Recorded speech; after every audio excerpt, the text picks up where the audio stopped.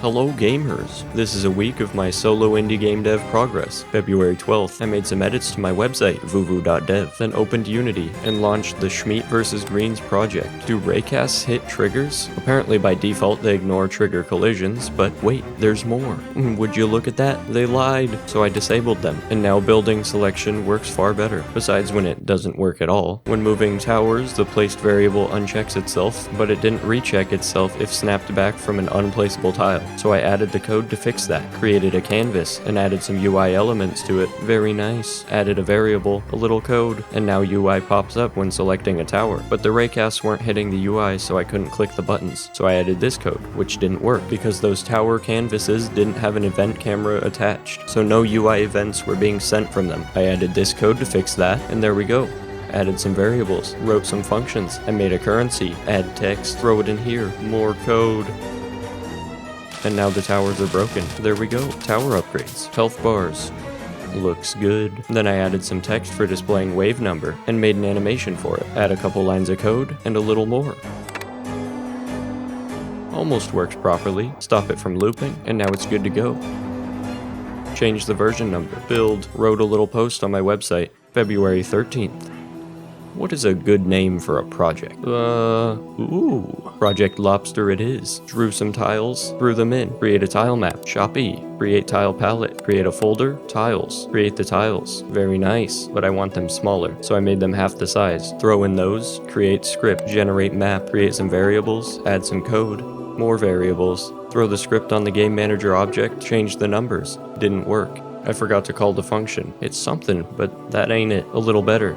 The purlin noise definitely isn't working. Debugged it and realized the purlin noise was the exact same on every tile. Found this Reddit comment on the problem, so I added 0.0001 to each of the coordinates. And stone. Add that number a couple more times, and we have hills. It looks a little odd, so I completely changed the generation method. Beautiful. Oh, there was an error. I guess it looks cool. Changed this to make it generate around the origin, added code to spawn the player, then wrote the function in the game manager script, create a square, and we have the player. Code. Okay. First pass for mining. Didn't work. Put in the tile map. Mining. Then added some variables for movement code that I didn't show you. Movement code. Look at him go. Added a debug for the ground check raycast, and that isn't where I want it to be. Change that. Player still isn't grounded. Then I started coding stuff to do with block data. Then I realized my method was extremely dumb, so I created a script for the block data, add some code, made some prefabs of the blocks, threw a reference to the tiles that I wanted to spawn a dirt block when destroyed, create a dictionary, and loop through a list of assigned block data references, then add each of those to the dictionary. Now I can give the tile at the mouse position and instantiate its value in the dictionary. Put in the block datas. No. Move this before the tile is set to null. They are spawning, just not at the right Z position. Add this. There we go. Mining with rewards. Wrote my list of picking up blocks and items. Create script for the item data. Created the variables. Made a canvas. Added some boxes. Added a bunch of arrays, which again was dumb, like my first attempt at the block data stuff. Skipping past the 3 hours of messing around, I created an item data asset for the dirt. Filled it out. Then created another script which contained these variables and did the same dictionary thing as the blocks. Created another array. Add this, and add another variable to the item data script. Then started the script for adding items to the inventory. Took 30 minutes to get to this point, and another 30 minutes later I had the more final version. Then used that function in the player collision with items able to be picked up. Added the inventory slots, and threw in the item data assets. Created a slot highlight object, added it in. Errors. Changed this to the parent object. Add tag for the game manager. Add it to the object, no work and no errors. Flip that sign.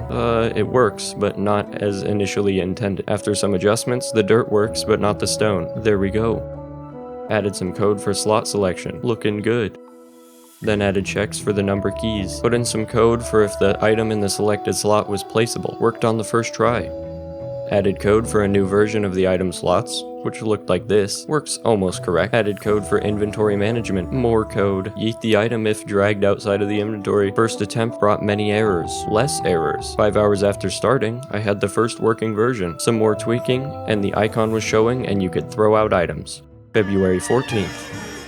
First I launched Schmeat vs. Greens, my little tower defense, then created a scene for the main menu, and added a play and exit button, created a C# script for the menu, then added some code for the play and exit button, created a couple variables, and this is for saving those variables, throw the script onto the camera, and tested the loading, which it worked. Added the shop, which looks like this, then realized the play button didn't work. I forgot to add it in the build settings, and there we go. Then I drew a logo for the game, which turned out pretty decent. Threw it into the project, and put it in the menu. I wanted to replace this, looked up this, thank you very much, wrote out what I needed to code, a few minutes later had this, and a little later had this. An error. This is a debug. Count A, count not A, and that's the final version. And it works well. Very nice. Build, zip, upload to itch.io, and wrote out this little update log, February 15th.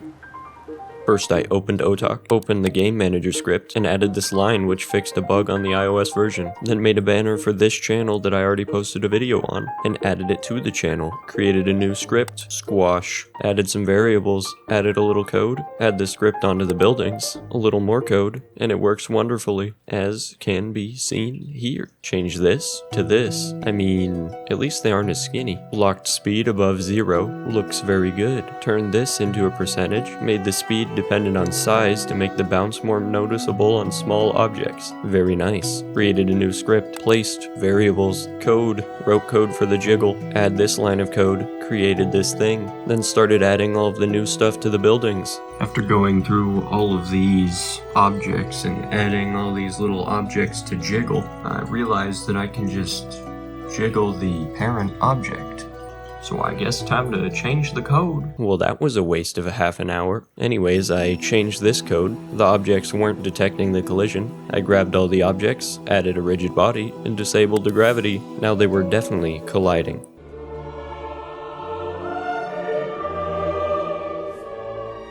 Flip that, the jiggling was for sure working correctly. Looks like the building was colliding with itself, and there was way too many jiggle scripts on the objects, so I added a layer called buildings, disabled building on building collision, added this code, still didn't work, now it just doesn't do anything. This is a little jarring, which I fixed by just sanding this little dude. Much better. Castles. I searched through the images to get some ideas. This looks very nice. I then modeled this little house. Very good. Then I made a rock and some new Patreon tiers. A couple more rocks.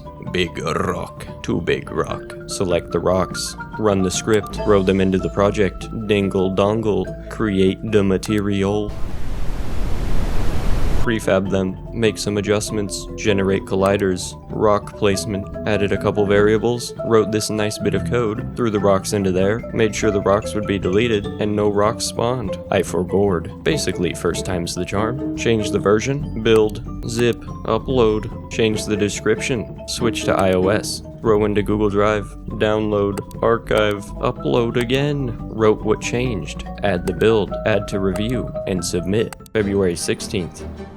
I started with opening the project, open the generate world script, caves, they look cool, and I need them in my game, so I started coding them. This is the first pass. Nope, that's not correct. Forgot to adjust this value. Now that is what it's supposed to look like. Smooth, code, adjust variables. This is actually the exact opposite of what I wanted. That's better. Adjust these variables, which gave me this. Very nice. Then I took those functions and incorporated it into the original generation loop, and after 3 hours of index out of bounds errors and tweaking code, I got this.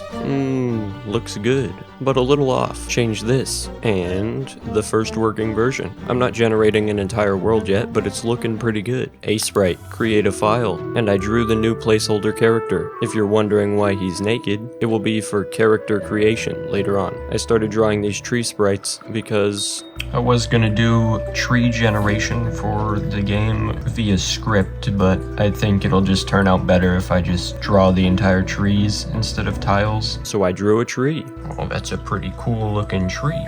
But you may be wondering, why'd you draw it in white? Tree leaves aren't white. Well, it allows me to change the material inside of Unity and just adjust the color in Unity so I could have seasons or whatever. Exported the tree, threw those things into Unity, put the sprite on there, put in the tree sprites, add some variables, environment generation, beautiful, create grass tiles, adjust variables, throw the tree in there, and the grass tiles. And it didn't work. Move these lines out of the loop. Looking spicy. It's not exactly correct though. Made some adjustments to the code, a little better, and now the trees are gone. There we go.